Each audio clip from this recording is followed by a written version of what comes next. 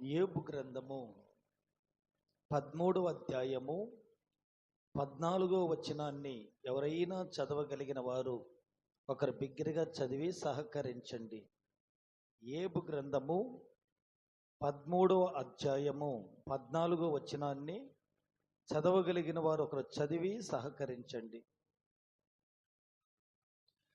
నేను ఎందుకు నా ప్రాణమును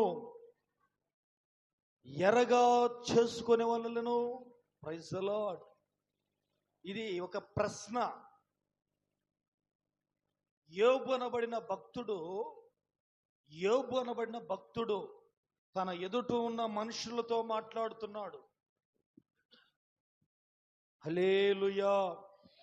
తన ఎదుటున్న మనుషులతో ఏం మాట్లాడుతున్నాడు అంటే, నా ప్రాణాన్ని నేను ఎందుకు ఎరగా చేసుకోవాలి? అర్థమైందా మీకు? ఈ మాట ఇంగ్లీష్లో ట్రాన్స్లేషన్ చేస్తే ఏమని ఉంటుందంటే, why should I sacrifice my life అని ఉంటుంది. అంటే నా ప్రాణాన్ని నేను ఎందుకు పణంగా పెట్టాలి? Praise the Lord. నా జీవితాన్ని నేను ఎందుకు త్యాగం చేయాలి? యోబు భక్తుడు అంటున్నాడు, నా ప్రాణాన్ని నేను ఎందుకు పణంగా పెట్టాలి? నా జీవితాన్ని నేను ఎందుకు త్యాగం చెయ్యాలి? ఏ సందర్భంలో అంటున్నాడు అంటే, ఎన్నో శ్రమలు, పోరాటాలు, ఇరుకులు, ఇబ్బందులు, అనారోగ్యాలు, రకరకాలుగా తన ప్రాణము విలవిలలాడిపోతుంది. ఇలాంటి భయంకరమైన సమస్యలు, ఇలాంటి భయంకరమైన ఇబ్బందులు, ఇలాంటి భయంకరమైన పోరాటాల మధ్యలో ఓవైపు ఆర్థికంగా ఇబ్బంది పడుతున్నాడు, మరోవైపు అనారోగ్యంతో ఇబ్బంది పడుతున్నాడు, మరోవైపు అవమానాల మధ్యలో ఇబ్బందులు పడుతున్నాడు. వీటన్నిటి మధ్యలో కొంతమంది స్నేహితులు వచ్చి ఏ పాపము చేస్తే నీకు ఈ సమస్య వచ్చింది, నువ్వేం పాపం చేస్తే ఈ ఇబ్బంది నీకు వచ్చింది అని చెప్పి అతన్ని అప్పటికే వేదన పడుతూ ఉంటే, అప్పటికే దుఃఖపడుతూ ఉంటే, వీళ్ళు ఏం చేస్తున్నారంటే ఇంకా గాయపరుస్తున్నారు. Praise the Lord. దేవునికి మహిమ కలుగును గాక. ఈ బాధలు, ఈ శోధనలు, ఈ పోరాటాలు, ఇరుకులు, ఇబ్బందుల మధ్యలో అతను అంటున్న మాట ఏమిటి అంటే, నేనెందుకు నా ప్రాణాన్ని ఎర్రగా చేసుకోవాలి? Praise the Lord. హల్లెలూయా. నా ప్రాణాన్ని నేను ఎందుకు ఎర్రగా చేసుకోవాలి? నా ప్రియ దేవుని ప్రజలారా, ఎర్ర అంటే ఏమిటి? ఈరోజు ఒక చేపను పట్టాలంటే ఎరేస్తారు, ఏలాని కుట్టి ఆ ఎర్రని వేస్తారు దాంట్లో. అలా ఒక్కొక్క దాన్ని పట్టండి, ఒక్కొక్క దాన్ని వేస్తారు. అయితే ఇతను ఏమంటున్నాడంటే, నా ప్రాణాన్ని నేను ఎందుకు ఎర్రగా వేయాలి అంటే, నన్ను నేను నా జీవితాన్ని ఎందుకు పణంగా పెట్టాలి?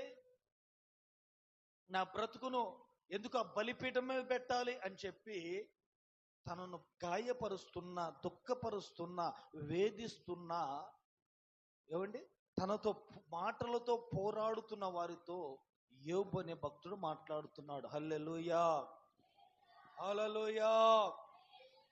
ఈరోజు ఇదే ప్రశ్న నీ మనసులో ఎప్పుడు రాలేదా? వచ్చిందా? రాలేదా? ఎన్నో సందర్భాల్లో సువార్తకు వెళ్తూ ఉన్నప్పుడు, ఈ పాస్టర్కి సరి ఏం పని లేదు, ఈయనకి పని లేకపోగా మమ్మల్ని కూడా తీసుకుని వెళ్ళిపోతున్నాడు సువార్తకి. మా పనులు మాకుంటాయి కదా, ఈ పరిచయలో మేము ఎర్రగా మారిపోయాం, లేనిపోని సమస్యల్లో పడిపోయాం. Praise the Lord. దేవునికి మహిమ కలుగును గాక. ఎవరో రక్షించబడ్డానికి ఆ సువార్త పరిచయలు మేమెందుకు ఎర్రగా మారాలి? ఇంకొన్ని సందర్భాల్లో నశించిపోతున్న ప్రజల కొరకు రోదన చేసి, మోకరించి, చేతులెత్తి ప్రార్థన చేస్తూ ఉంటే మా కొరకు మేము ప్రార్థన చేసుకోవాలి కానీ ఆ నశించిపోతున్న ప్రజల కొరకు, ఆ త్రాగుబోతుల కొరకు, ఆ విగ్రహారాధనలో ఉన్న వారి కొరకు, మంచాల్లో మరణ పంచుల్లో ఉన్న వాళ్ళు, ఎవరో ముక్కు ముఖం తెలియని వాళ్ళు, వాళ్ళ కొరకు మేమెందుకు ప్రార్థన చెయ్యాలి? మా జీవితాన్ని పణంగా పెట్టి కడుపుకు అన్నం తినకుండా ఉపవాసాలుండి సుఖ సంతోషాలు విడిచిపెట్టి మేమెందుకు వచ్చి ఉపవాసం ఉండి ప్రార్థన చెయ్యాలి అని ఎప్పుడు మీ మనసులో ఈ మాట అనిపించలేదా? Praise the Lord. ఎన్నో సందర్భాలు మీకు అనిపించుంటుంది, ఏదో మా కొరకు మేము ప్రార్థన చేసుకోవచ్చు కానీ, ఏదో ఆదివారం మందిరానికి రమ్మంటే వస్తాం కానీ, సువార్త పరిచర్యకి వెళితే ఎవరో రక్షించబడాలి, సువార్త చెప్తే మాకేం వస్తుంది? మా కొరకు మేము ప్రార్థన చేసుకుంటూ దీవించబడతాం. ఎవరి కోసమో ఎవరో రక్షించబడాలి, వాళ్ళు రక్షించబడాలి, వీళ్ళు రక్షించబడాలి, మేము మోకరించి ఉపవసించి కన్నీరు విడిచి ఎందుకు ప్రార్థన చెయ్యాలి అని చెప్పి నీ మనసులో కూడా ఎన్నోసార్లు సందేహం కలిగి ఉండొచ్చు. Praise the Lord. హల్లెలూయా. ఆయన అంటూ ఉన్నాడు, why should I sacrifice my life? నా జీవితాన్ని నేనెందుకు త్యాగం చెయ్యాలి? నా బ్రతుకును నేనెందుకు త్యాగం చెయ్యాలి? రోజు లోకస్తులు 7 రోజులు పని చేసుకుని చక్కగా సంపాదించుకుంటున్నారు కదా. ఆఖరికి ఆదివారం కూడా వాళ్ళు వెళ్ళి పని చేసుకుని డబ్బులు సంపాదించుకుంటున్నారు కదా. నేను ఆదివారం పని మానేసి దేవుని మందిరానికి వచ్చి ఎందుకు నా సంపాదన పోగొట్టుకోవాలి? ఇలాంటి ప్రశ్న మీ హృదయంలో ఉండొచ్చు. Praise the Lord. దేవునికి మహిమ కలుగును గాక. క్రీస్తునందు ప్రియులారా, అయితే ఈ వాక్యం పూర్తి అయ్యేటప్పటికీ ఈ ప్రశ్న మీలోంచి పూర్తిగా తొలగించబడును గాక. సమాధానముతో, సంతోషంతో మేం చేస్తున్న పనికి మా దేవుడు గొప్ప బహుమానం ఇవ్వబోతున్నాడని చెప్పి మీ హృదయాంతరంగములో దేవుని చిత్తము ఎరిగి నడుచుకునే వారిగా మీరు మార్చబడుదురు గాక. హల్లెలూయా, హల్లెలూయా. అలాగనే దరిదాపులుగా 60 కిలోమీటర్లు 70 కిలోమీటర్లు రాపూరు ప్రాంతం నుంచి ఎంత దూరం నేను ఈ మందిరానికి ఎందుకు రావాలి? ఇంచుమించుగా దరిదాపులుగా వచ్చి పోవాలని ఛార్జీలు ఎంత? ఎన్నో మందిరాలు ఏవేవో ఉన్నాయి కదా, ప్రతి ఆదివారం ఇక్కడికి ఎందుకు రావాలి అని సందేహం నీకు ఉండొచ్చు. Praise the Lord. అయితే ప్రియులారా, యోబు కూడా ఒక మంచి ప్రశ్నను మన ముందుకు తీసుకొచ్చాడు. ఏంటి ఆ ప్రశ్న అంటే, చెప్పండి మీ నోటితో, ఏంటి ఆ ప్రశ్న? నేనెందుకు నా ప్రాణమును ఎరగా చేసుకోవాలి? Praise the Lord. ఇప్పుడు నేను ఒక మాట అంటాను, యోబు నీ ప్రాణాన్ని నువ్వు ఎరగా ఎందుకు చేసుకోవాలి అంటే, నువ్వు ఎరగా మారితేనే యోబు 2 అంతలుగా దీవించబడాడు. కొట్టు చప్పట్లు ఇప్పుడు. హల్లెలూయా, హల్లెలూయా, హల్లెలూయా. బైబిల్ గ్రంథం చెప్తోంది, శోధకుడు దేవుని యొద్దకు వచ్చి సవాలు చేసినప్పుడు శోధకుడికి దేవునికి మధ్యలో ఎర్రగా మారాడు యోబు. శోధించబడ్డాడు, శ్రమపరచబడ్డాడు, గాయపరచబడ్డాడు, ఎన్నెన్నో ఇబ్బందులు పాలయ్యాడు, అన్ని పోగొట్టుకున్నాడు, అవమానాలు పాలయ్యాడు. అయితే ఏమైంది అంటే, ఎర్రగా మారిన యోబును 2 అంతలుగా దేవుడు దీవించాడు. ఆమేన్. రాత్రి ఒకే ఒక్క మాట చెబుతున్నాను, నువ్వు ఎర్రగా మార్చబడుతున్నావు అంటే అర్థం ఏంటో తెలుసా? నిశ్చయముగా దేవుని ప్రణాళికలో నువ్వు ఉన్నావు. ఈరోజు శోధించబడుతున్నావా, కష్టపడుతున్నావా, ప్రయాసపడుతున్నావా, అనేకుల కొరకు ప్రార్థిస్తూ ఉన్నావా? సాతానుడు శోధకుడు ఏమొచ్చి చెప్తాడు తెలుసా? ఏమా వాళ్ళ కోసం వీళ్ళ కోసం నువ్వు ప్రార్థన చేసేది ఏందని చెప్పి ఆ సాతానుడు శోధకుడు నీ చెవులో వచ్చేటువంటి పనికి మాల మాటలు చెప్తూ ఉంటాడు. అయితే బైబిల్ ఏం చెప్తుందో తెలుసా? నువ్వు ఎర్రగా మారితేనే నువ్వు అనేకులకు దీవెనకరంగా, ఆశీర్వాదకరంగా మార్చబడతావు. Praise the lord. ఒక గొప్ప దైవజనుడు ఉన్నాడండి. చెప్పండి ఎవరో? గొప్ప దైవజనుడు. ఈ గొప్ప దైవజనుడు ఎందుకు గొప్ప దైవజనుడు అని చెప్పానంటే, ఆయనతో సాక్షాత్తు సర్వలోక చక్రవర్తి అయిన దేవుడే మాట్లాడాడు. ఇప్పుడు దేవుడే అతనితో మాట్లాడంటే గొప్ప దైవజనుడు అంటారా కాదంటారా? చెప్పాలి. Praise the Lord. ఈ గొప్ప దైవజనుడితో దేవుడు మాట్లాడాడు. ఏమని మాట్లాడో తెలుసా? ఇదిగో యోనా, నినేవే పట్టణము పాపముతో నింపబడిపోయింది. నినేవే పట్టణం మీదకి నా ఉగ్రత దిగిరాబోతుంది. పిల్లరా, బైబిల్ తెరచి ఒకసారి చూడండి ఆ మాటలను. యోనా గ్రంథము మొదటి అధ్యాయము మొదటి వచనాన్ని ఎవరైనా చదవగలిగిన వారు ఒకరు చదవండి. అమితే కుమారుడైన యోనాకు ప్రత్యక్షమై ఇలాగు సెలవిచ్చెను, నినేవే పట్టణస్థుల దోషము నా దృష్టికి ఘోరమాయను గనుక నీవు లేచి నినేవే మహాపట్టణమునకు పోయి దానికి దుర్గతి కలుగునని ప్రకటింపుము. Praise the Lord. ఒకసారి చేతుల పైకి తామని చెప్పండి. హల్లెలూయా. యోనాతో ప్రభు మాట్లాడుతున్న మాట ఏమిటి అంటే, యోనా, నినేవే పట్టణము బహు పాపములో ఉంది. వారు చేస్తున్న పాపాన్ని బట్టి వారి మీదకి నా ఉగ్రత దిగిరాబోతుంది. ఆ పట్టణం మీదకి అగ్నిని కురిపించబోతున్నాను అని చెప్పి నీ వెళ్ళి సువార్తను ప్రకటించు అని చెప్పాడు. Praise the Lord. ఏం ప్రకటించమన్నాడు చెప్పాలి కొంచెం గట్టిగా. సువార్తను ప్రకటించమని చెప్తే యోనా దేవుని సన్నిధించి బయలుదేరాడు. కొంత దూరం వెళ్ళిన తర్వాత ఆలోచించడం మొదలు పెట్టాడు. నినేవే పట్టణంలోకి పోతే ఆ ప్రజలు మూర్ఖులైన ప్రజలు, మనం చెప్పే మాట వాళ్ళు వినరు, రాళ్ళతో కూడా చంపేస్తారు. నినే పట్టణానికి వెళితే ఆ ప్రాంతంలో మనల్ని ఎవరు ఆదరించే వాళ్ళు లేరు. నినే పట్టణానికి వెళితే ఆ ప్రాంతంలోకి వెళ్తే వృధాగా నా ప్రాణాన్ని పోగొట్టుకుంటా. ఏంటంట చెప్పాలి, ప్రాణాన్ని పోగొట్టుకు. అక్కడ పోతే రూపాయి సంపాదన కానుకిచ్చేవాడు లేడు, మంచినీళ్ళు ఇచ్చేవాడు లేడు, ఒక ముద్ద అన్నం పెట్టేవాడు లేడు. అన్నం పెట్టేవాడు లేకపోగా ఆ ప్రాంత ప్రజల మూర్ఖులు ఏం చేస్తారో తెలియదు.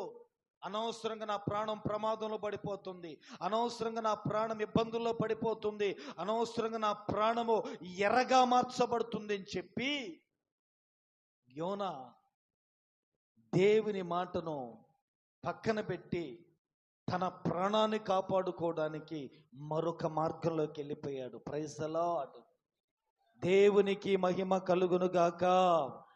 క్రీస్తునందు ప్రియులారా, అయితే ఏ మార్గములో శ్రమలని అనుకుని ఏది సురక్షితమైన మార్గం అని చెప్పి ఆ మార్గంలో వెళ్ళాడో, తాను కోరుకున్న మార్గము, తనకు క్షేమకరమైన మార్గము, తనకు దీవెనకరమైన మార్గము, తన ప్రాణానికి ప్రమాదం లేదు అనుకున్న మార్గంలోకి వెళ్ళిన ఆ మార్గమే యోనాకు ప్రమాదంగా మార్చబడిపోయింది. Praise the Lord.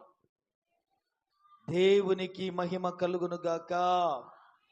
హల్లెలూయా. ఇప్పుడు యోనా కన్నులు తెరిపించబడ్డాయి. యోనా తిరిగి పశ్చాత్తాపడ్డాడు. దేవా, నన్ను క్షమించు, నువ్వు చెప్పమన్న మాట చెబుతాను, నువ్వు వెళ్ళమన్న ప్రాంతానికి వెళతాను, నువ్వేది చేయమంటే చేస్తానని చెప్పాడు. వీరి వెంటనే ప్రభు మరొకసారి నినేవే పట్టణానికి వెళ్ళి దానికి కలగబోతున్న దుర్గతిని గురించి ప్రకటన చేయి, స్వార్థ చెప్పు అని చెప్పాడు. Praise the Lord. ఇతని ఆలోచన ఏంటో తెలుసా? ఆ ఊరికి సువార్తకి వెళితే మంచినీళ్ళు ఇచ్చేవాడు లేడు, ఆ ఊరికి సువార్తకి వెళ్తే పలకరించేవాడు లేడు, ఆ ఊరికి సువార్తకి వెళ్తే అంత ముద్ద అన్నం పెట్టేవాడు లేడు, ఆ ఊరికి సువార్తకి వెళితే రూపాయి కానుక ఇచ్చేవాడు లేడు, ఆ ఊరికి సువార్తకి వెళితే ఏవండి కానుక ఇవ్వకపోగా వారు తిరుగుబాటు చేస్తారు. ఈరోజు ఒకసారి ఆలోచించినట్లయితే ఎంతమంది సేవకులు, సేవ చేస్తున్న సేవకులు సువార్తను మానివేసి ఈరోజు కుటుంబ ప్రార్థనలు అంత మాత్రమే, కృతజ్ఞత ప్రార్థనలు, మీటింగ్ ప్రార్థనలు తిరుగుతున్నారు. ఒకసారి ఆలోచించండి. దేవుడు చెప్పింది ఏమిటి అంటే, మీరు వెళ్ళి సువార్త ప్రకటించండి. ఇతనేమంటున్నాడు, యోనా ఏమంటున్నాడంటే, నా ప్రాణాన్ని నేను ఎందుకు ఎరగా చేసుకోవాలి అంటే, నా ప్రాణానికి నేను ఎందుకు సమస్యలు తెచ్చుకోవాలి? తెలిసి ఆ ఇబ్బందికరమైన మార్గంలో నేను ఎందుకు వెళ్ళాలి అని చెప్పి యోనా అనుకుంటున్నాడు. అలాగే ఈరోజు నేటి తరము సేవకులు కూడా అనేక మంది సువార్తకి వెళితే తిరుగుబాటు వస్తుందని, సువార్తకి వెళితే అక్కడ ఎవరో ₹1 కానుకివ్వరని, సువార్తకి వెళితే ఆ ప్రాంతపు వాళ్ళు ఏదైనా అంటారని చెప్పి స్వార్థులు మానేసి ఎంచక్క కుటుంబ ప్రార్థనలో, కృతజ్ఞత ప్రార్థనలో, ఏమండి ఆల్ నైట్ ప్రార్థనలు, ఇక అన్నీ కూడా కానుక భోజనాలు దొరికే ప్రార్థనలోకి వెళ్తున్నారు. Praise the Lord. అదే రీతిగా యోనా కూడా సువార్తను అనుకొని ఎక్కడికో లేదో సంపాదించుకోవాలనుకున్నాడు. కానీ అతను దేవుడి ప్రణాళికలో ఉన్నాడు కనుక దేవుడు తిరిగి అదే మార్గంలోకి తీసుకువచ్చాడు. వెంటనే ఇప్పుడు దేవుడు చెప్పినట్లుగా ఆ నినేవే పట్టణానికి బయలుదేరాడు. కానీ మనసులో ఉన్న ఆలోచన ఏంటంటే, నేనెందుకు నా ప్రాణాన్ని ఎరగా చేసుకోవాలని అనుకుంటూ వెళ్ళి ఆ మార్గంలో ఆ వీధుల్లో నడుస్తూ, ఇదిగో ప్రజలారా, మీరు పాపము చేస్తున్నారు, పాపములో ఉన్నారు, దేవుని ఉగ్రత మీ మీదకి రాబోతుంది అని చెప్పుకుంటూ ఆ పట్టణం అంతా చెప్పుకుంటూ వెళ్ళిపోయాడు. Praise the Lord. వెళ్ళి ఆ చివరి భాగానికి వెళ్ళి దేవుడు ఏం చెప్పాడు, ఆ పట్టణంలో భయంకర పాపం జరుగుతుంది, ఆ ప్రాంతం మీదకి నా అగ్ని రాబోతుంది, నా ఉగ్రత రాబోతుందని చెప్పాడు. కాబట్టి సువార్త చెప్పుకుంటూ వెళ్ళి అంటే ఆ చివరికి వెళ్ళిపోయి ఒక చెట్టు క్రింద పడుకున్నాడు. దేవునికి మహిమ కలుగునుగాక, దేవునికి ఘనత కలుగునుగాక. అలా సువార్త చెప్పుకుంటూ వెళ్ళి, ఆ సువార్త చెప్పుకుంటూ వెళ్ళి ఆ పట్టణంలో ఆ చివరి భాగానికి ఒక చెట్టు క్రింద పడుకుంటే, దేవుడు చెప్పినట్లుగా ఆ సువార్తను ప్రకటించిన తర్వాత అగ్ని ఉగ్రత వస్తుందని చెప్పి ఉగ్రత కొరకు ఎదురు చూస్తూ ఉంటే ఉగ్రత రాలేదండి. Praise the Lord. ఉగ్రత రాలేదని చెప్పి చూస్తూ ఉంటే దేవుడే అతనితో మాట్లాడాడు. ఏమని మాట్లాడాడు తెలుసా? నువ్వు ఒక్కడివి నీ ప్రాణం పణంగా పెట్టి సువార్తను ప్రకటించడం ద్వారా ఈ పట్టణములో 120,000 మంది రక్షించబడ్డారు. హల్లెలూయా. ఇప్పుడు నేను చెబుతున్నాను, ఒక్క దైవజనుడు తన ప్రాణాన్ని పణంగా పెట్టి సువార్త ప్రకటిస్తే నినేవే పట్టణములో 120,000 మంది రక్షించబడ్డారు. నేటి తరము సేవకులకు ఇది ఒక సవాలుగా మారాలి. ప్రతి సేవకుడు దీన్ని సవాలుగా తీసుకోవాలి. ఒక్క యోనా సువార్త ప్రకటిస్తేనే 120,000 మంది మార్చబడితే, మనం సువార్త ప్రకటిస్తే కనీసం 120 మందినైనా మార్చలేమా? ఎందుకు మన ప్రాణాన్ని పణంగా పెట్టలేకపోతున్నాం? ఎందుకు మన ప్రాణాన్ని పణముగా పెట్టి? ప్రియ దేవుని ప్రజలారా, దేవుని వాక్యం చెబుతూ ఉంది, ఎలీషా శిష్యుడు గెహజీ వెళ్ళి వస్త్రాలను వెండిని సంపాదించుకుని వస్తే వెంటనే ఎలీషా అంటాడు, ఇది వెండిని బంగారుని పొలాల్ని స్థలాల్ని సంపాదించుకునే కాలమా ఇది అని అడుగుతున్నాడు. హల్లెలూయా. ఇంచుమించు కొన్ని వేల సంవత్సరాల క్రితమే సేవకుడి మనసు ఏంటో తెలుసా? మనం భూమి మీద సంపాదించుకోవడానికి సేవలోకి రాలేదు, కానీ ప్రభు కొరకు సంపాదించడానికి, ప్రభు రాజ్యాన్ని కట్టడానికి సేవలోనికి మనం వచ్చి ఉన్నాము. Praise the Lord. ప్రతి విశ్వాసి కూడా ఒక సవాలుగా తీసుకోవాలి. సేవకుని వెంబడిస్తున్న ఒక్కొక్క విశ్వాసి ఒక సవాలుగా తీసుకోవాలి. నా ప్రాణాన్ని ఏం చేయాలి? ఎర్రగా మార్చి నా దేవుని సేవకుడితో కలిసి నడిస్తే, యోనా 120,000 మందిని సంపాదిస్తే కనీసం నేను ఒక 120 మందినైనా నేను చనిపోయే లోపల సంపాదించాలి అన్నంతగా నువ్వు పని చేయాలి. దేవునికి మహిమ కలుగునుగాక. ప్రతి సంఘములో కూడా ప్రతి విశ్వాసి ఈ తీర్మానం కలిగి గాని తమ ప్రాణాన్ని పణముగా పెట్టి ఎవడి తమ కాలాన్ని వెచ్చించి ఉపవాసాలుండి ప్రార్థన చేయగలిగితే, సువార్త ప్రకటించగలిగితే నిశ్చయముగా ప్రభు రాజ్యాన్ని కట్టడానికి ప్రభు పాత్రలుగా మనం మార్చబడతాము. దేవునికి మహిమ కలుగును గాక. ఇందాక మీరు ప్రార్థన చేస్తుంటే నాకు ఆశ్చర్యం అనిపించింది. పరిచారకులు నడిపించు ప్రభు, ఆ పరిచారకులు నడిపించు ప్రభు, ఆ పరిచారకులు మరి పరిచారకులు నడిపించు అంటున్నావే కానీ నువ్వు పరిచారకుడిగా మార్చబడవా? పరిచారకుడిగా నువ్వు మార్చబడాలని ఆశ లేదా? ఎక్కడి నుంచి రావాలి పరిచారకుడు? పరలోకం నుంచి రావాలా? మరి ఎక్కడి నుంచి రావాలి? మీలో నుంచే మీరు పరిచారకులుగా తయారు చేయబడాలి. దేవుని రాజ్య వ్యాప్తి కొరకు దేవుని చేతిలో, బలవంతుని చేతిలో బాణం వంటి వారిగా మీరు మార్చబడాలి. సేవకుని వెంబడించి సేవకునితో కలిసి ప్రభు సైన్యముగా మీరు ముందుకు సాగిపోవాలి. అట్టి కృపతో నా దేవుడు మిమ్మల్ని నింపునుగాక. హల్లెలూయా, హల్లెలూయా. దేవునికి మహిమ కలుగునుగాక. ప్రియులారా, యోనా అంటున్నాడు, నా ప్రాణాన్ని నేను ఎందుకు పణంగా పెట్టాలి? నా ప్రాణాన్ని ఎందుకు నేను త్యాగం చేయాలి? నా ప్రాణాన్ని నేను ఎరగా ఎందుకు మార్చుకోవాలి? నా జీవితాన్ని ఎందుకు ఈ కష్టాలు అనుభవించాలి అంటే, ఒకడు కష్టం అనుభవించడం ద్వారా, ఒకడు ప్రాణాన్ని పణంగా పెట్టడం ద్వారా, ఒకడు జీవితాన్ని అర్పణగా మార్చడం ద్వారా 1,20,000 మంది ప్రజలు ఒకేసారి రక్షించబడ్డారు. ఆమేన్, ఆమేన్. ఇది బైబిల్ గ్రంథములో సువర్ణక్షరాలతో లిఖించబడిన మాట. ఇది చరిత్రలో జరిగిన సన్నివేశం. ఇదే రోజు నేను అంటూ ఉన్నాను, మనం ఎందుకు దాన్ని సవాలుగా తీసుకోకూడదు? మనం ఎందుకు సవాలుగా తీసుకోకూడదు? పరిచారకులు రావాలన్నా, పరిచారకులు లేవాలన్నా? ఎక్కడి నుంచి రావాలి పరిచారకులు? నేను అంటూ ఉన్నాను, సంఘములోనే సువార్త పరిచర్యకు సహకరించే పరిచారకులు లేపబడాలి. మాకెందుకు అనుకునే వాళ్ళు కాదు, మా సేవకునితో కలిసి మేము కూడా పని చెయ్యాలన్న తీర్మానం కలిగిన వాళ్ళు లేపబడాలి. మేమెందుకు మా సంపాదన పోగొట్టుకోవాలి అనుకునే వాళ్ళు కాదు. మా దేవుని కొరకు, మా దేవుని రాజ్యము కొరకు మేము పని చేసేవారిగా మారాలని ఆశ నీకు కలగాలి. దేవునికి మహిమ కలుగును గాక. నేను అంటూ ఉన్నాను, ఒకే ఒక్క యోన తన ప్రాణాన్ని పణంగా పెడితే 1,00,000 మంది, 1,20,000 మంది ఆ పట్టణస్థులు రక్షించబడ్డారు. ఆమేన్, ఆమేన్, హల్లెలూయా. ప్రతి సేవకుడు దీన్ని సవాలుగా తీసుకోవాలి. నేను సువార్తకు వెళ్ళి కనీసం నా సంఘాన్ని నేను సువార్త చేయడం ద్వారా ఒక 120 మందిని సంపాదించలేకపోతున్నానే. 20 సంవత్సరాలు 30 సంవత్సరాలు నా పరిచర్యని కట్టి మోస్ట్ సీనియర్ సేవకుడిగా నేను మార్చబడ్డాను. తల వెంట్రుకలు నరిచిపోయాయి. అయినప్పటికీ కూడా ఇంకా 20 మంది 30 మంది ఏంటి అని ఒక సవాలుగా తీసుకోవాలి. నిశ్చయముగా దేవుడు తన మహాకృపను బట్టి రాబోతున్న దినాల్లో ఈ పరిచర్య, సువార్త పరిచర్య ద్వారా నిశ్చయంగా నా దేవుడు ఆనాటి కార్యములను తిరిగి ఈ కాలంలో కూడా జరిగించునుగాక. ఆమేన్, హల్లెలూయా.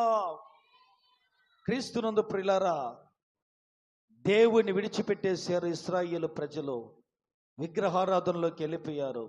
దేవుని ఆరాధించడం మానేశారు. బయలును ఆరాధించడం మొదలుపెట్టారు. ఆచార సంబంధమైన భక్తి చేయడం మొదలుపెట్టారు. ఇలాంటి కాలంలో, ఇలాంటి పరిస్థితుల మధ్యలో దేవుడు ఒక వ్యక్తితో మాట్లాడాడు. అతని పేరు ఏలియా. ఏం పేరు?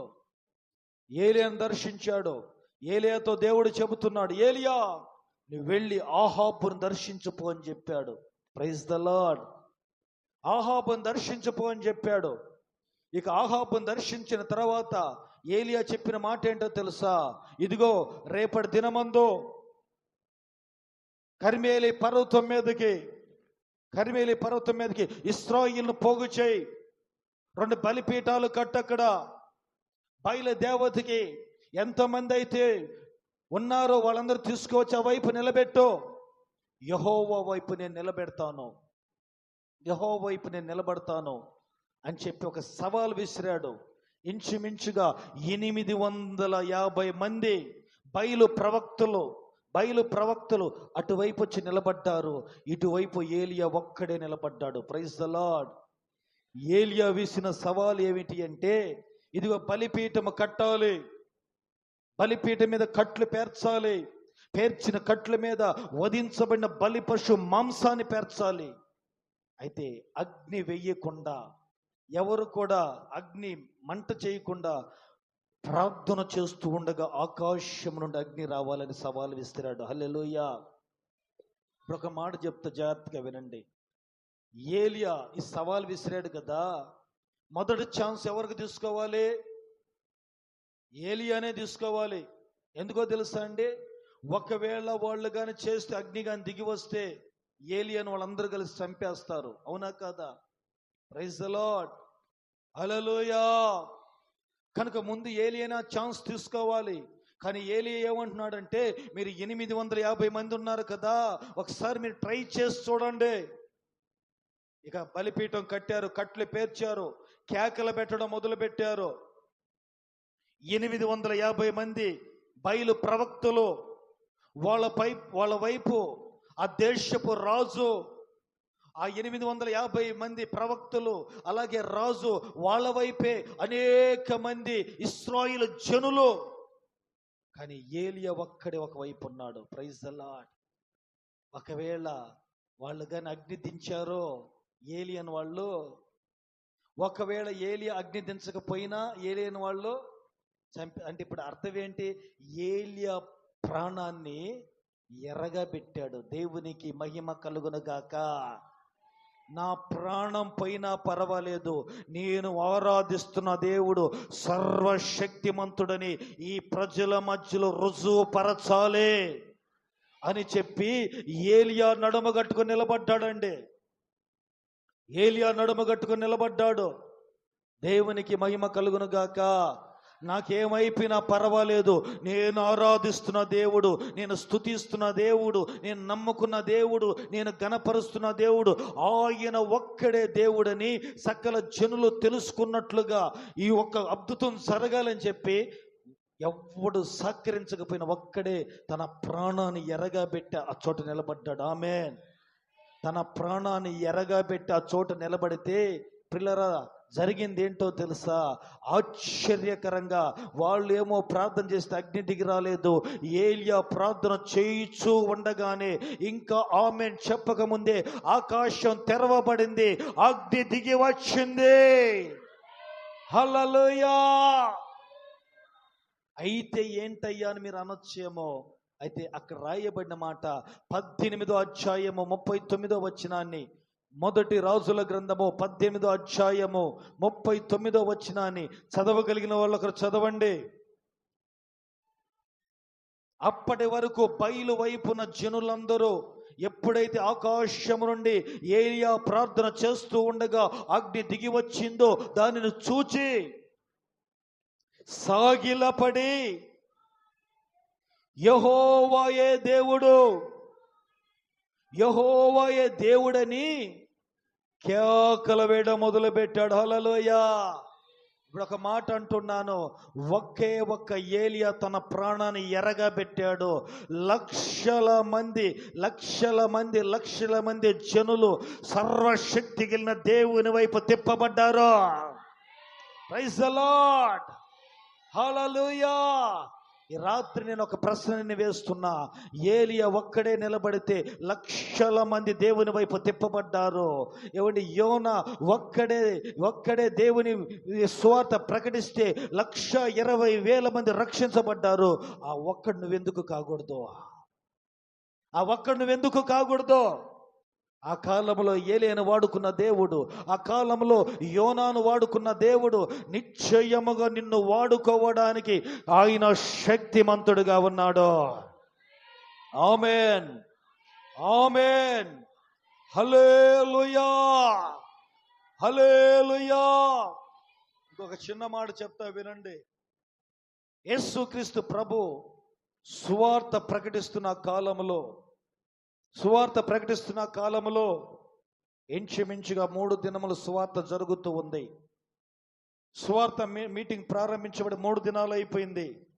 శిష్యులందరూ వచ్చి, అయ్యా 3 దినములు ఈ జనులు మన ఎర్దునే ఉన్నారు, కిక్కిరిసిపోయారు, జనం ఎక్కువైపోయారు, 3 రోజులు అయిపోయింది, పొద్దుపోతుంది, వాళ్ళని పంపించేయి బాబు, పంపించి ప్రభు అని చెప్పి యేసు ప్రభుని బతిమలాడుతున్నారు. వెంటనే ప్రభు అంటాడు, ఆ ప్రజలందరినీ కూడా పుక్తులుగా అనగా గుంపులుగా కూర్చోండబెట్టమని చెప్పాడు.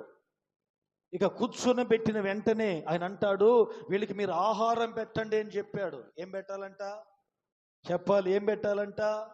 ఎంతమంది? బైబిల్లో రాయబడిన మాట ఏంటంటే పురుషులు 5,000 మంది ఉన్నారంట. ఎంతమంది? ఇక పిల్లలు స్త్రీలు ఎంతమంది ఉంటారు? దరిదాపులుగా నా అంచనా ప్రకారంగా ఒక 15,000 మంది కూటం అది. ఇప్పుడు 15,000 మంది గుంపులుగా కూర్చుంటే శిష్యులతో అంటున్నాడు, వారికి మీరే ఆహారం పెట్టండి. వాళ్ళ శిష్యుల్లో ఒకడు అంటాడు, ఈ అందరికి ఇంతమందికి ఆహారం పెట్టాలంటే ఎంత ఖర్చు అవుతుందో తెలుసా అయ్యా అని చెప్పి, ఏమండి ఎంత ఖర్చు అవుతుందో డబ్బు చెప్తున్నాడు. Praise the Lord. ఇంత డబ్బు ఉన్నప్పటికీ ఇంత అరణ్య ప్రాంతంలో ఇన్ని రొట్టెలు మనం ఎక్కడ కొనుక్కోరాగలమో అని చెప్తూ ఉండగా యేసు ప్రభు అంటాడు, మీ అర్థ ఏముంది అంటే, ఎవ్వరు కూడా ముందుకొచ్చి మా దగ్గర ఇవి ఉన్నాయని చెప్పలేదు, కానీ ఓ చిన్న పిల్లవాడు ఏమంటే ముందుకొచ్చాడు. వచ్చి వాడు అంటూ ఉన్నాడు, అయ్యా నా దగ్గర రొట్టెలు ఉన్నాయి. Praise the Lord. మా అమ్మ, రేయ్ నువ్వు వెళ్ళిన చోట ఒకవేళ ఆకలేస్తే తినరా బాబు అని ఒక 5 రొట్టెలు చేతిలో పెట్టిందయ్యా, ఇదిగో 5 రొట్టెలు అలాగే పెట్టుకోన్నాను, నా దగ్గర 5 రొట్టెలు ఉన్నాయని చెప్పాడు. ప్రియులారా గమనించండి, వెంటనే యేసయ్య ఆ రొట్టెను తీసుకుని ఆకాశం వైపు చేతులెత్తి ప్రార్థన చేసి విరిచి వడ్డించమన్నాడు. Praise the Lord. Hallelujah, hallelujah. ఎప్పుడైతే వడ్డించడం ప్రారంభించారో, నేను చిన్నవాడిని, నేను పెట్టిన ఆహారం అంతమందికి ఎక్కడ సరిపోద్దని ఆలోచించలేదు. ఆ చిన్నవాడు తనకు కలిగిన దాన్ని తీసుకొచ్చి యేసయ్య చేతిలో పెడితే, యేసయ్య ప్రార్థన చేసి విరిచి వడ్డించడం మొదలు పెడితే 5,000 మంది పురుషులు తినగా, స్త్రీలు తినగా, పిల్లలు తినగా ఇంకా కూడా 12 గంపలు మిగిలి ఉన్నాయి. హల్లెలూయా. ఇప్పుడు నేను ఒక మాట అంటున్నాను, ఇంత పెద్ద పరిచర్య మా కుటుంబం ఒకటేనా? ఇంత పెద్ద పరిచర్యలో, ఇంత స్వార్థ పరిచర్య, సభలు, ఆల్ నైట్లో, వీటన్నిటికీ మేము ఎక్కడ తెచ్చిపెట్టగలము అని ఒకవేళ మీరు కలవరపడుతుంటే మీ ప్రాణాన్ని ఎర్రగా పెట్టి ఉన్నారు. నిశ్చయంగా నా దేవుడు అంటున్న మాట ఏంటి తెలుసా? ఎర్రగా పెట్టబడి మీ ప్రాణాన్ని నా దేవుడు అత్యధికంగా ఆశీర్వదించడానికి శక్తిమంతుడుగా ఉన్నాడు. నీ చేతిలోంచి వచ్చింది 5 రొట్టెలే, అయితే 5,000 మంది పురుషులు తినగా, 5,000 మంది పురుషులు తినగా, పిల్లలు తినగా, ఏమండి స్త్రీలు తినగా ఇంకా కూడా మిగిలేటట్లుగానే దేవుడు ఆశీర్వదించాడు. దేవునికి మహిమ కలుగునుగాక. ఇప్పుడు ఒక మాట అంటున్నాను, నువ్వెందుకు ఆయన చేతిలో రొట్టెగా మార్చబడకూడదు? నీ చేతిలో రొట్టెను నేనయ్యా, విరువు యేసయ్యా, విరువు యేసయ్యా. పాడు. దించు యేసయ్యా, విరువు యేసయ్యా, ఆశీర్వదించు యేసయ్యా, నీ చేతిలో రొట్టెను నేనయ్యా, విరువు యేసయ్యా,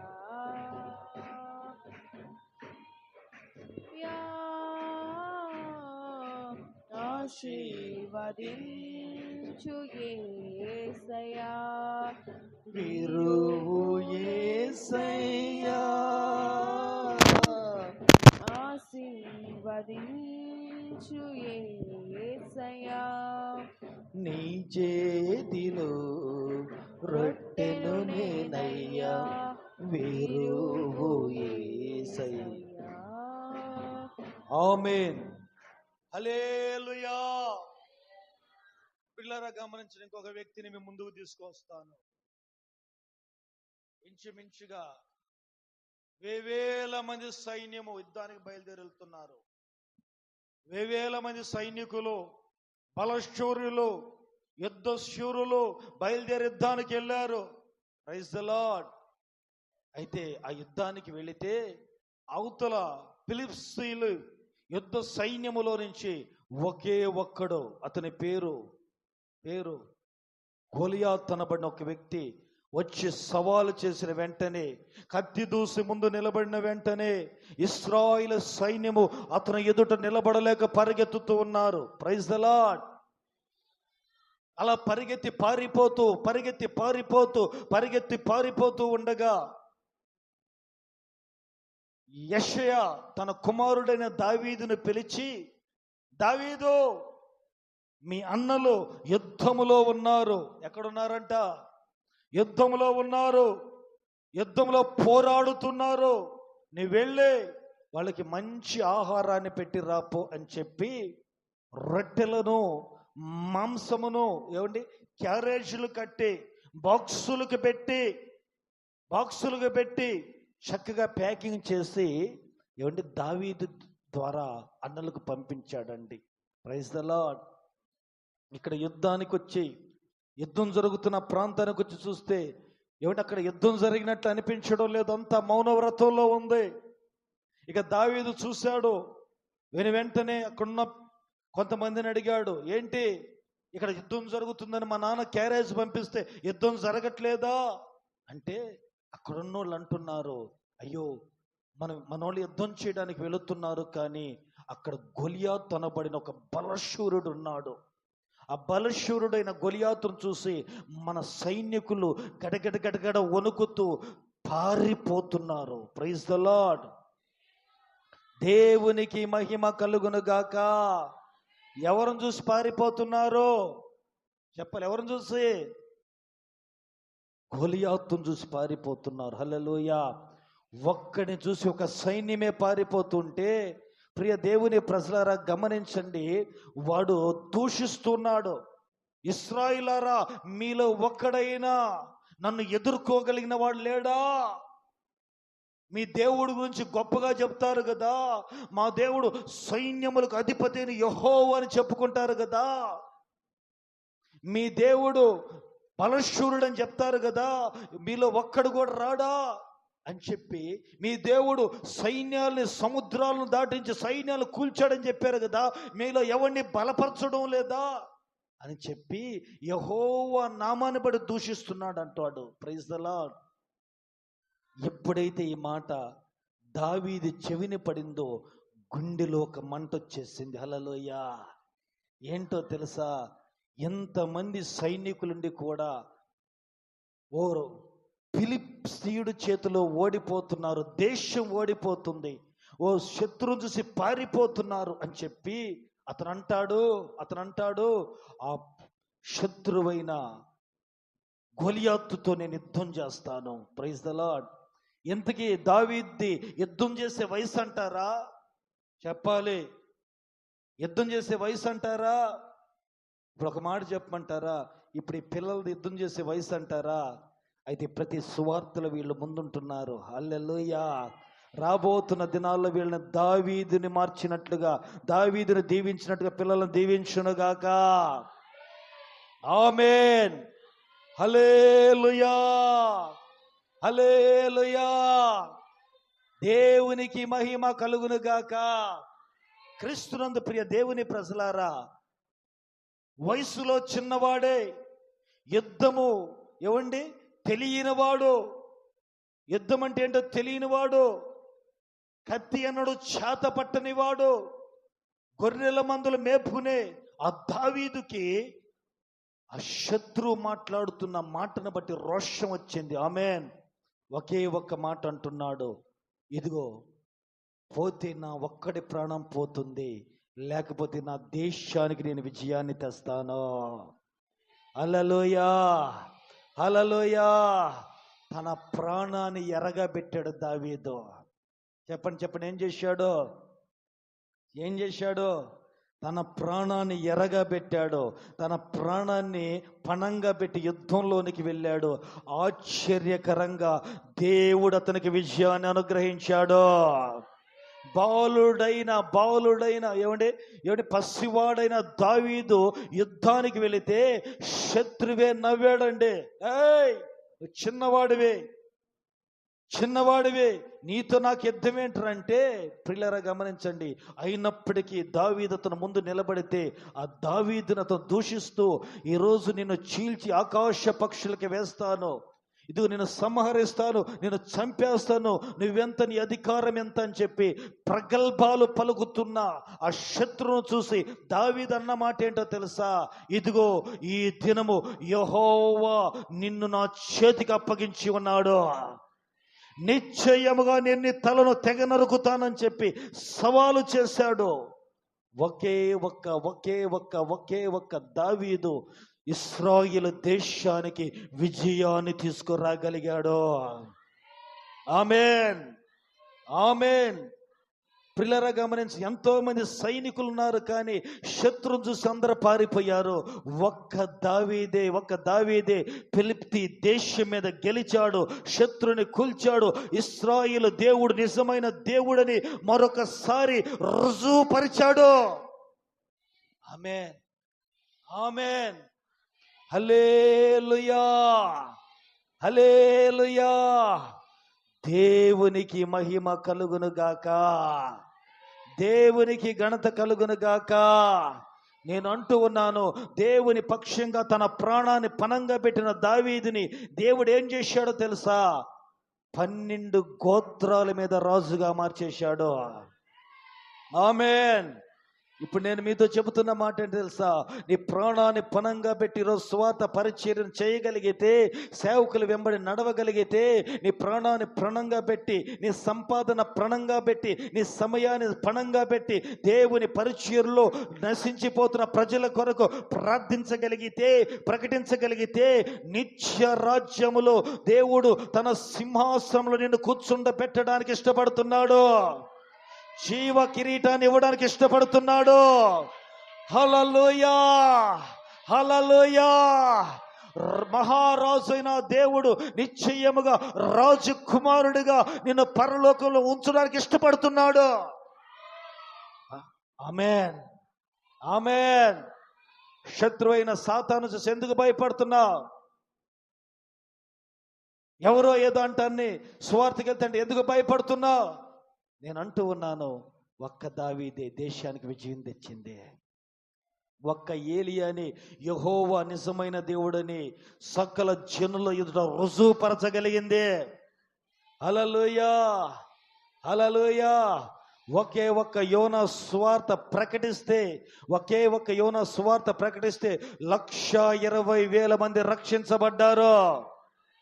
ఆమేన్.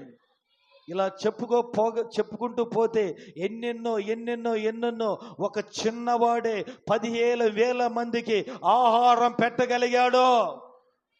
ఆమేన్. దేవునికి మహిమ కలుగును గాక, దేవునికి ఘనత కలుగును గాక. నిశ్చయంగా ప్రియ దేవుని ప్రజలారా, ఈ రాత్రికాల సమయంలో నా దేవుడినితో మాట్లాడుతున్న మాట ఏంటో తెలుసా? అయ్యో, మా సమయం అంతటిని దేవుని పరిచయలో పణంగా పెట్టేస్తున్నామే. మేము సంపాదించే సంపాదన అంతటిని దేవుని పరిచయలో పణంగా పెట్టేస్తున్నామే. అయ్యో, మా కష్టం అంతా కూడా దేవుని పరిచర్యలో రాత్రింబగుల్లో కష్టపడుతున్నామే. ఎవరు కూడా ఇలాంటి ఆలోచనలు మీ వద్దకు తీసుకురావద్దు. ఆమేన్. ఎందుకో తెలుసా? నా దేవుడు అన్యాయస్తుడు కాదు. ఒకసారి యేసయ్య శిష్యులు యేసు ప్రభు దగ్గరకు వచ్చి, అయ్యా యేసయ్యా, ఇదిగో నీ కొరకు సమస్తాన్ని విడిచిపెట్టి నీ వద్దకు వచ్చాం కదా అంటే, మాకేమి దొరుకుతుంది అని చెప్పి యేసయ్య శిష్యులు యేసు ప్రభుని అడిగితే, యేసు ప్రభు చెప్పిన సమాధానం ఏంటో తెలుసా అండి? ప్రపంచ పునరుద్ధానము నాడు, అనగా రేపు ప్రభు మేఘారుడై వచ్చినప్పుడు ఏం చేయబోతున్నాడో తెలుసా? 12 సింహాసనాలు నేను మీకు ఇస్తానని చెప్పి వాగ్దానం చేశాడు. ఆయన కొరకు శ్రమ పడిన వారు, ఆయన కొరకు కష్టపడిన వాళ్ళు, ఆయన కొరకు ప్రయాసపడిన వాళ్ళు ఎవరిని కూడా ఆయన విడిచిపెట్టడానికి ఆయన అన్యాయస్తుడైన దేవుడు కాదు. ఆమేన్. ఇంత దూరం దేవుని మందిరానికి ఛార్జీలు పెట్టుకుని వచ్చావు కదా, ఇంత దూరం దేవుని పరిచర్యలో నమ్మకంగా ఉంటున్నావు కదా, దేవుని కొరకు రాత్రింబగళ్ళు ప్రయాస పడుతున్నావు కదా, రాత్రింబగళ్ళు ప్రార్థనలు చేస్తున్నావు కదా, దీనికి ఫలితము నిశ్చయంగా నా దేవుడు ఆశ్చర్యకరంగా నీకు ఇవ్వబోతున్నాడు. ఏబు తన ప్రాణాన్ని పణంగా పెట్టి దేవుని పక్షంగా నిలబడిన దాన్ని బట్టి యోబుని దేవుడు రెండంతలుగా చెప్పాలి ఆశీర్వదించాడు. ఆమేన్. మరొక వ్యక్తిని మీ ముందుకు తీసుకుని వస్తాను. ప్రియ దేవుని ప్రజలారా, అతని పేరు ఇస్సాకు. చెప్పండి, ఇస్సాకు.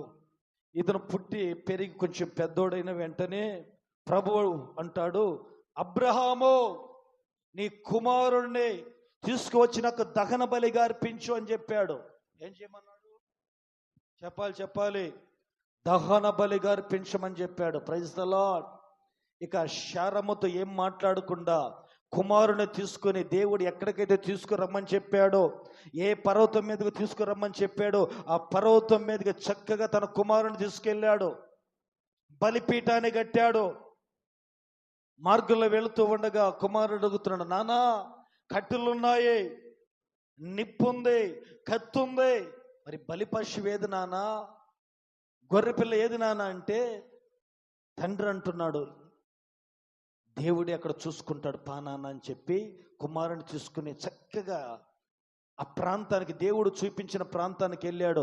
దేవుడు ఎక్కమన్న పర్వతాన్ని ఎక్కాడు. దేవుడు కట్టమన్న చోట బలిపీఠాన్ని కట్టాడు. ఇప్పుడు చక్కగా బలిపీఠాన్ని కట్టిన తర్వాత, నానా బలి పశువు ఏది నానా అంటే అబ్రహాం అంటాడు, నానా ఒక్కడై ఉన్న నా కుమారుడు నీవే, నిన్నే దేవుడు అడిగాడు అని చెప్పి అన్ని వెంటనే ఇవ్వండి చక్కగా కాళ్ళు చేతులు కట్టి బలిపీఠం మీద కుమారుని పెట్టేశాడండి. దేవునికి మహిమ కలుగునుగాక. హల్లెలూయా. బలిపీఠం మీద పెడితే ఏ బిడ్డ అయినా బలిపీఠం మీద పెట్టి కత్తిపైకి అరవకుండా ఉంటారంటారా? దేవునికి స్తోత్ర. బిడ్డ భవిష్యత్తును తీసుకువెళ్ళి బలిపీఠం మీద పెట్టాడు తండ్రి. తన భవిష్యత్తు ఏమైపోతుందని ఆలోచించకుండా మౌనంగా ఉన్నాడు కుమారుడు. హల్లెలూయా, హల్లెలూయా. దేవునికి మహిమ కలుగునుగాక. ఈరోజు అనేక మంది అనుకుంటూ ఉంటారు, మరి పాస్టర్ గారికి పిల్లలు ఉన్నారు కదా, వాళ్ళ భవిష్యత్తు కోసం ఏమైనా దాచిపెట్టాడా, వాళ్ళ కొరకు ఏమైనా ఎత్తి పెట్టాడా? నేను ఒకటే అంటున్నాను, బలిపీఠం మీద పెట్టే అంత. దేవునికి స్తోత్ర. క్రీస్తునందు ప్రియ దేవుని ప్రజలారా, ఇంకొంతమంది అంటారు పాప 10th క్లాస్ కదా, మరి చదువు ఎలాగంటే బలిపీఠం మీద పెట్టాం. సేవకుల పిల్లలు బలిపీఠం మీద ఉంటేనే దీవించబడతారు. ఇక బలిపీఠం మీద అబ్రహాము కుమారుని తీసుకువెళ్ళి బలిపీఠం మీద పెడితే, బలిపీఠం మీద ఉన్న కుమారుడు కేకలు పెట్టి అరిసి గీ పెట్టడం లేదు, మౌనంగా. ఎవడి తండ్రి ఎలాగైతే కుమారుడు తీసుకువెళ్ళి దేవుని చిత్తాన్ని చేయడానికి బలిపీఠం మీద పెట్టాడో, ఇప్పుడు కుమారుడు కూడా దేవుని చిత్తానికి తన ప్రాణాన్ని ఎర్రగా అప్పగించుకున్నాడు. హల్లెలూయా, హల్లెలూయా. ఏమండి, వెంటనే బలి అర్పించడానికి కత్తి పైకెత్తి అలా దించుతూ ఉంటే పరలోకము నుండి ఒక కేక వినపడుతుంది, అబ్రహాము ఆ చిన్నవాడి మీద చేయి వేయొద్దు, ఆ చిన్నవాడి మీద చేయి వేయొద్దు. అయ్యా బలిపీఠం కట్టాను కదయ్యా, బలి అర్పించాలి కదయ్యా అంటే, అదిగో ఆ పొదలో గొర్రె పిల్ల ఉంది, దాన్ని తీసుకొచ్చి బలి అర్పించమని చెప్పాడు. తర్వాత దేవుడు చెప్పిన మాట ఏంటో తెలుసా? ఇదిగో నీ కుమారుని తీసుకొచ్చి బలిపీఠం మీద ఎర్రగా పెట్టావు కాబట్టి ఈ నీ కుమారుని నేను ఆశీర్వదిస్తున్నాను. హల్లెలూయా. సేవకులతో నేను చెబుతున్న మాట ఏంటో తెలుసా? సేవకులారా, పిల్లల కొరకు మనం ధన నిధులు దాచిపెట్టాల్సిన అవసరం లేదు. మన పిల్లలను బలిపీఠం మీద పెడితే ఇస్సాకును ఆశీర్వదించినట్లుగా నా దేవుడు ఆశీర్వదించడానికి గనుడై ఉన్నాడు. ఆమేన్. విశ్వాసులారా, మీరు కూడా మీ పిల్లలను బలిపీఠం మీద పెట్టగలిగితే నిశ్చయముగా మీ పిల్లలను నా దేవుడు అత్యధికంగా ఆశీర్వదిస్తాడు. ఆమేన్. ఒక్కడే బలిపీఠం మీద ఉన్నది ఇస్సాకు ఒక్కడే. అయితే ఆశీర్వదించబడింది ఎంతమందో తెలుసా? ఈరోజు నేటి వరకు కూడా లక్షల మంది ఇశ్రాయేలు ప్రజలు, యూదులు ఆశీర్వదించబడుతూనే ఉన్నారు. హల్లెలూయా. ఒక్క ఇస్సాకు బలిపీఠం మీద ఎక్కడో అని బట్టి లక్షల మంది ఇశ్రాయేలు ప్రజలు, యూదులు నేటి వరకు కూడా దీవించబడుతున్నారు. ఆమేన్, హల్లెలూయా. ఇప్పుడు నేను అడుగుతున్నా, నీ కుటుంబంలో నీ ఒక్కదానివే బలిపీఠం మీద మౌనంగా ప్రభువుకి అప్పగించుకోగలిగితే నిశ్చయముగా నీ వంశావళిని, నీ కుటుంబాన్ని నా దేవుడు ఆశీర్వదించడానికి సమర్థవంతుడుగా ఉన్నాడు. ఆమేన్. ఏమి తిందునా, ఏమి త్రాగుదునా, ఏమి ధరించుకుందునా అని లోకానుసారంగా పరుగులెత్తకుండా దేవుని చిత్త ప్రకారముగా దేవుడు చెప్పిన చోట, దేవుని సన్నిధిలో దేవుడి చెప్పినట్లుగా నువ్వు చేయగలిగితే నా దేవుడు నిన్ను ఆశీర్వదించడానికి, బలపరచడానికి, వర్ధిలింప చేయడానికి, అన్య జనుల మధ్యలో నిన్ను ఘనపరచడానికి నా దేవుడు శక్తిమంతుడిగా ఉన్నాడు. ఆమేన్, హల్లెలూయా. ఒకని ద్వారానే ఎన్నెన్నో కార్యాలు చేసిన దేవుడు యేసయ్య. ఆమేన్. ఇంకా చివరి మాట నేను చెప్పి ముగించేస్తాను. సమస్త మానవాళి పాపములో కూరుకుపోయి, పాపము ద్వారా శాపము, శాపము ద్వారా రోగము, రోగము ద్వారా మరణంలోకి వెళ్ళిపోతూ, మరణము ద్వారా అందరూ కూడా నిత్య నరకానికి వెళ్ళిపోతున్నారు. నిత్య నరకాగ్నికి వెళ్ళిపోతున్నారు. ఇలాంటి నిత్య నరకాగ్నికి వెళ్ళిపోతున్న ప్రజలను కాపాడడానికి ఆకాశానికి భూమికి మధ్యలో మధ్యవర్తిగా యేసయ్య ఒక్కడే బలి అర్పణగా సిలువనే బలిపీఠం మీదకి ఎక్కాడు. హల్లెలూయా. సమస్త భూమండలం మీద ఉన్న సకల జనుల యొక్క పాప పరిహారార్థమై ఆయన ఒక్కడే సిలువను శిక్షను అనుభవించాడు. ఆయన ఒక్కడే తన రక్తాన్ని చిందించాడు. ఆయన ఒక్కడి ద్వారా సమస్త మానవాళి పాపములు పరిహరించబడ్డాయి. ఆయన ఒక్కడి ద్వారా భూమి మీద ఉన్న సకల నరులు పాప క్షమాపణ పొందుకోవడానికి ఒక గొప్ప అవకాశం దొరికింది. ఆయన ఒక్కడి ద్వారా పరలోకానికి మార్గము తెరవబడింది. Praise the Lord, praise the Lord, praise the Lord. యేసు ఒక్కడి ద్వారానే పరలోకానికి మార్గము తెరవబడింది. యేసు ఒక్కడి ద్వారానే నిత్య జీవం అనుగ్రహించబడింది. యేసు ఒక్కడి ద్వారానే సకల జనులు పాపాలు పరిహరించబడ్డాయి. ఆయన ఒక్కడు తన ప్రాణాన్ని పణంగా పెడితేనే మనందరికీ గొప్ప రక్షణ అనుగ్రహించబడింది. ప్రియులారా, ఈ రాత్రికాల సమయంలో ఒకసారి నువ్వు ఆలోచించు. ఏమంటున్నాడు? నా ప్రాణాన్ని నేను ఎందుకు ఎరగా పెట్టాలంటున్నాడు. ఎన్నోసార్లు కూడా ఇలా అనుకో ఉండొచ్చు. ఈ రాత్రికాల సమయంలో ఒక తీర్మానంలోకి రావాలి నువ్వు. ఏంటో తెలుసా తీర్మానం? నేను కూడా ఏబు వలె నా ప్రాణాన్ని పణముగా పెట్టాలి. యోనా వలె నా ప్రాణాన్ని పణముగా పెట్టాలి. దావీదు వలె నా ప్రాణాన్ని పణముగా పెట్టాలి. ఏలియా వలె నా ప్రాణాన్ని పణముగా పెడితే నేను అత్యధికంగా దీవించబడతాను. అంత మాత్రమే కాదు, అనేకులకు రక్షణకరంగా మార్చబడతాను. అంత మాత్రమే కాదు, తరతరాలకు దీవెనకరంగా మార్చబడతాను. అంత మాత్రమే కాదు, నిత్య జీవాన్ని, పరలోక రాజ్యాన్ని, దేవుని సింహాసనాన్ని పొందుకోవడానికి యేసయ్య నా ఎడల కృప చూపిస్తాడు. ఆమేన్. ఈ రాత్రికాల సమయంలో అందరూ కూడా మోకాళ్ళ మీదకి రండి.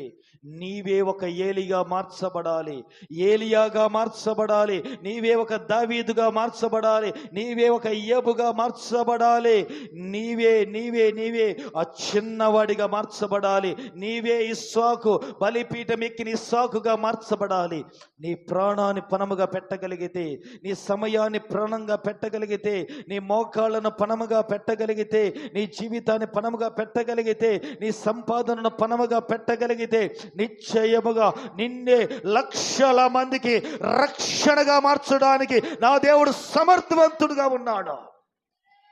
దేవాటి కృప మాకు దయచేయండి అయ్యా. అట్టి కృప మాకు దయచేయండి అయ్యా. అట్టి కృప మాకు దయచేయండి అయ్యా. నోరు తెరవాలి. ఎవరు మౌనంగా ఉండొద్దు, ఎవరు మౌనంగా ఉండొద్దు, ఎవరు మౌనంగా ఉండొద్దు. హల్లెలూయా, హల్లెలూయా, హల్లెలూయా, హల్లెలూయా, హల్లెలూయా, హల్లెలూయా. యేసయ్యా నీకు స్తోత్రమయ్యా, స్తోత్రమయ్యా, స్తోత్రమయ్యా. నేనెందుకని నీ సొత్తుగా మారితిని, యేసయ్యా నీ రక్తముచే కడుగబడినందున, యేసయ్యా నీ కడుగబడినందున,